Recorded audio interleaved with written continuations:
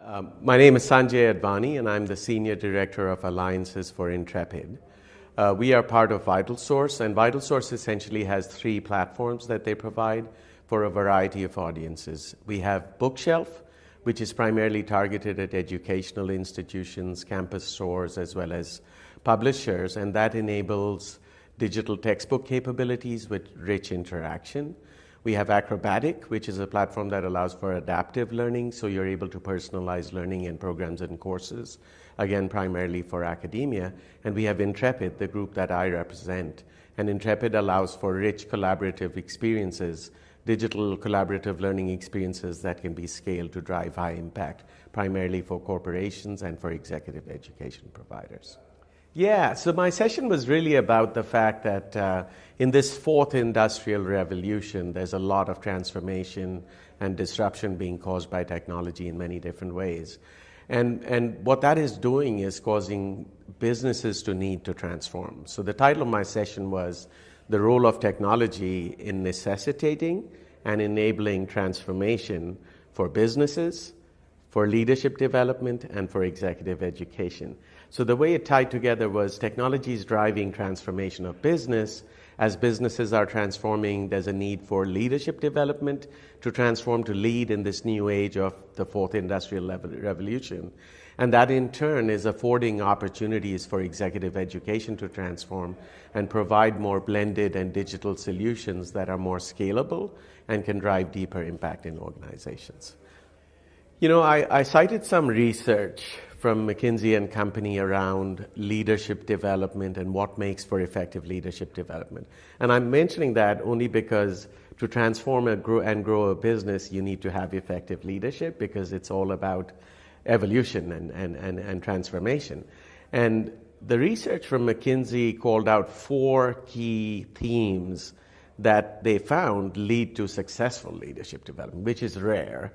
And the themes were around make sure you're focused on what matters, make sure you are driving the impact at scale throughout the organization, make sure you're embedding the change across the organization, and make sure you're designing for learning to occur.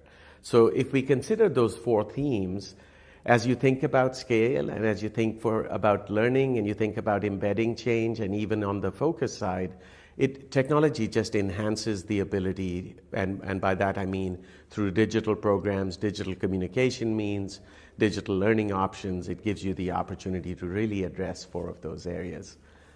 So yes, technology is sort of the driver of transformation. Being aware of what the impacts of that technology are on the business is key for leaders, and leaders leveraging technology to drive the change they're looking for is sort of the combination there.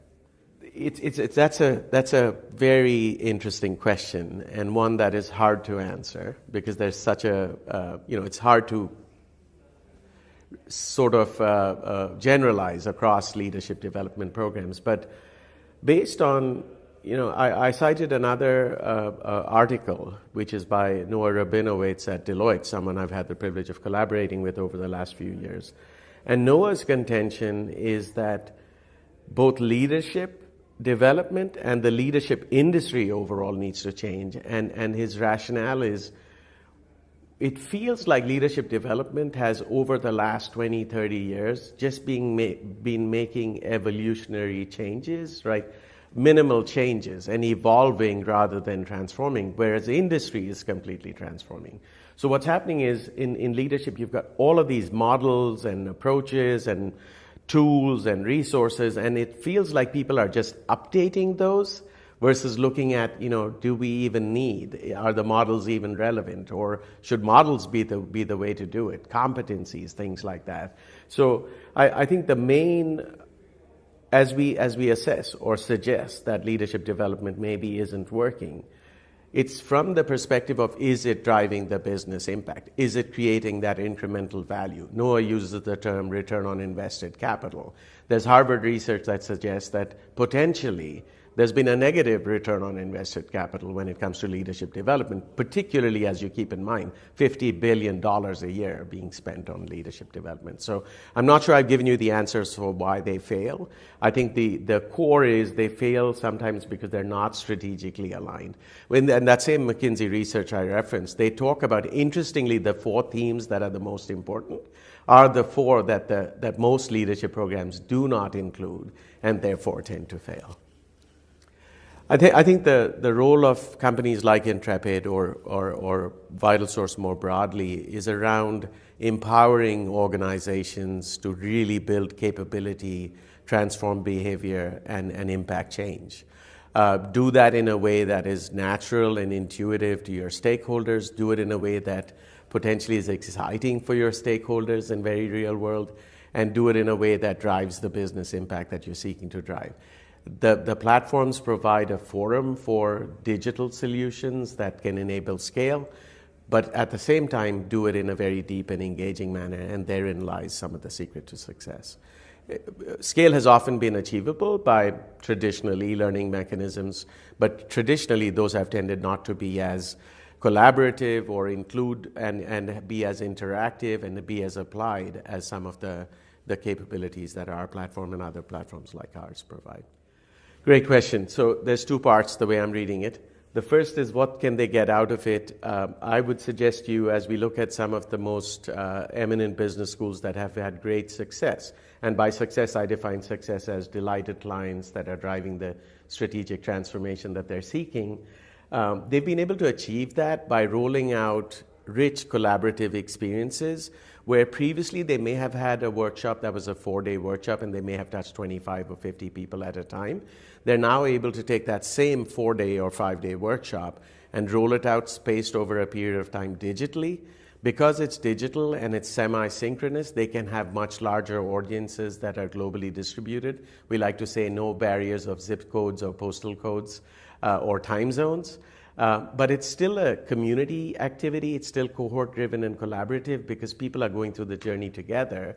And every week there's fresh content released. So there are, as you think about neuroscience and, as we were talking about design for learning, learning happens better when it's spaced out. Learning happens better when I do it at my time, at my pace. And so the digital format affords for that. It does space it out over 8 weeks instead of doing it over 5 days. It also allows the opportunity to have real-world application and to extend it and have it be available even beyond the duration of the program. So that was part 1.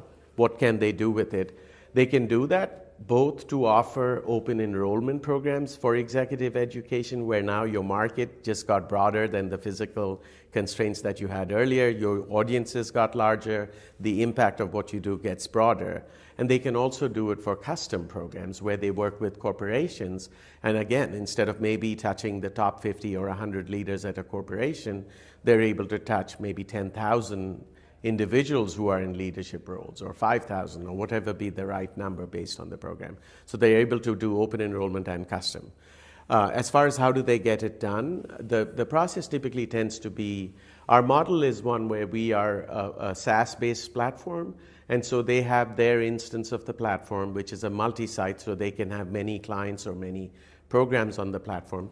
Initially, we collaborate with our business school partners, with the executive education departments, to help them design to this new paradigm, to design that learning experience so that it drives the right outcomes and impact. So Intrepid would be involved with helping them design the most impactful solutions, and also in enabling them and their other partners on how to do that in the future and how to continue to work with the technology, so that after they've done the first couple of programs in partnership with us, they have all of the capabilities they need to continue to build out a portfolio of solutions. And we've had several partners that have done that. In fact, we have some partners that have a larger services team, significantly larger services team than we do at Intrepid, because they have that much business that they're doing on the platform. So it's a model where we provide services for onboarding and initially helping you design.